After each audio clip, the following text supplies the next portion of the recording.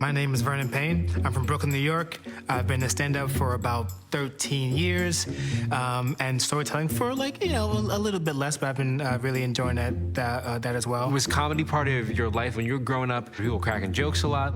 Yeah, it was. Like whenever my family's around each other, I have four uncles. I got four uncles there, and each one has their own different type of personality. But and my grandma and my mom. But really, once the whole family gets together, whenever we do, it is just jabs at everyone. It don't matter who you are, don't matter what's going on in life. Everyone gets the jokes, you know.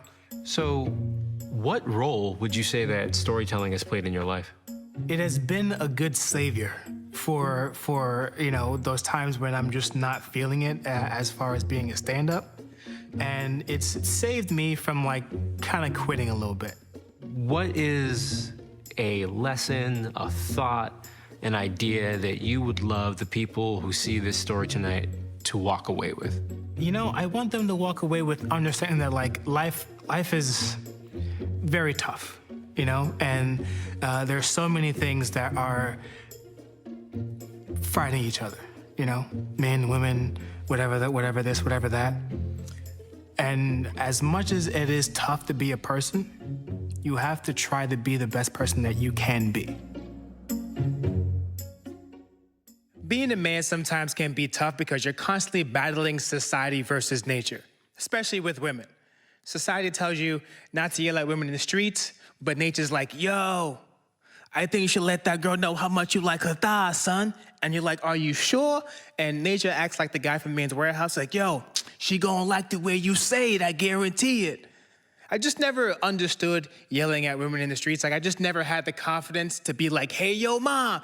Because when I say, hey, yo, ma, I am talking to my mother trying to get her attention. Hey, yo, ma, can I borrow $5? Being uncomfortable is something I had never had to worry about. But the funny thing about life is that it has its way of putting its thing down, flipping it, and reversing it. One day, about 10 years ago, I walked inside a supermarket and I caught eyes with this random guy that was online. So I gave him the black dude head nod, hey, yo, what's up? And I kept on going. Now, I don't know if you guys know this about black people, but we don't give out frivolous head nods. And if we do, we give out two. One is for hello, the other is for goodbye. Anything more than that pretty much means that someone's about to get beat up or there's a deal about to go down. So I give him the black dude head nod, hey, yo, what's up? And I continue my way to the bread aisle. And once I'm in, I'm trying to figure out if I should get the cool, hip cinnamon raisin bread or the overly healthy 7-grain bread. And that's how you know you're getting older, is when your choices are flavor versus staying regular. And as I'm in the aisle, that guy comes up that aisle that I'm in. We lock eyes. I give him the black dude head nod. Hey, yo, what's up? That is 2. Okay.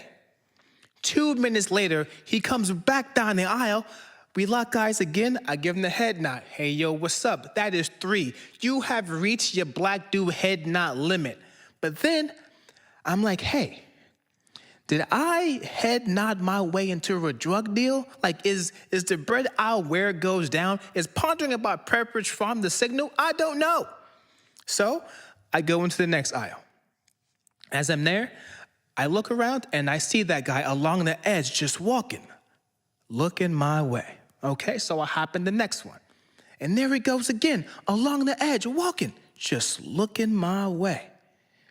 And I'm like, yo, if this is supposed to be some type of drug deal, this is the creepiest deal I've ever had to be a part of. So I hop in the next one, the last one. I look around, no one is to be found. I take a breath. Turn around again, there he goes, coming down the aisle. So I'm like, you know what? I'm gonna face my fears. He comes up to me and he's like, hey man, I see you around the store. And I'm like, really? You don't say. And he's like, I think you're cute. And I'm like, wait a minute, you did all of that to tell me that I'm cute, you weirdo? But I didn't say that. Because as you said that for a second there, I felt pretty, no woman has ever made me feel like the princess in the spaghetti aisle. It hasn't happened. One day I would love to be the ragu queen, but it hasn't happened yet. And he's like, hey man, can I get your number? And I'm like, no, But I didn't say that.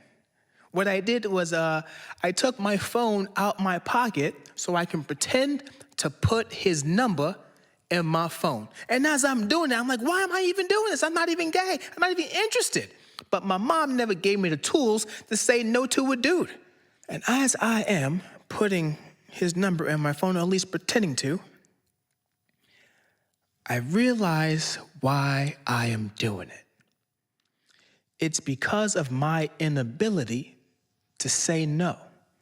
Has me pleasing this guy's ego so he can leave me alone so I can go about my day. I have never had to feel that helpless before. So I take my phone, put it in my back pocket, and I'm like, I'll give you a call sometime. And he leaves. I stay in the supermarket for another 10 minutes just to pass the time between him and I. And once I leave, there he goes, coming down the parking lot in his truck. Hey man, do you want to ride? I'm like, no, you creep. I don't even know you. Plus, you didn't even give me the chance to even call you. At least let me think about it first. I'm not going to, but he doesn't know that. And as I'm walking home, I have to walk through a park. And as I'm walking, I'm looking around to see if he is following me.